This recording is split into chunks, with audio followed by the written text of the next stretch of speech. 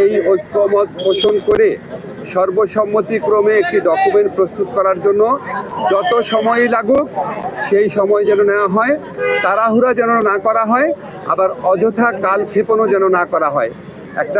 কয়েকজন প্রস্তাব করেছেন যে এই লক্ষ্যে সংগঠিতভাবে আলোচনা পরিচালনার জন্য যেন একটা কমিটি গঠন করা হয়। এই ধরনের প্রস্তাব আসছে।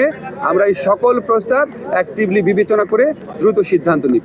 আপনি মানে এই ঘোষণাপত্র দিতে গিয়ে রাজনৈতিক দলগুলোর সাথে ঐক্যমত ধরে রাখা যাচ্ছে কিনা, না অনৈক্য সৃষ্টি হচ্ছে বা রাজনৈতিক দলগুলোর মধ্যে কোনো রকম দূরত্ব সৃষ্টি হয় নাই।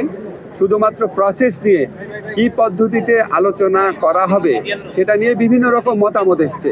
বিভিন্ন রকম মতামতকে আমরা স্বাগত জানাই এবং আমরা কোথাও এতে অনৈক্যের সুর দেখি না, বরং আরও সবাই মিলে সমন্বিতভাবে যেন কাজ করা যায়, সবার মতামত যেন সঠিকভাবে প্রতিফলিত হয়, সবাই যেন ফিল করে এই জুলাই গণ অভ্যুত্থান ঘোষণাপত্রের মালিকানা তারও আছে, এটার পক্ষে বিভিন্ন মতামত এসছে।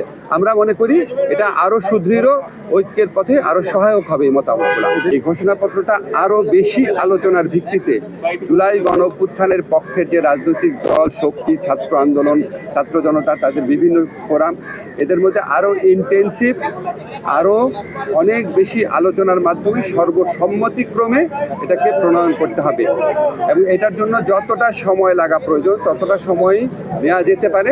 তবে চেষ্টা করা উচিত যাতে অযথা কাল বিলম্ব না হয়, অযথা সময়ক্ষেপণ না হয়।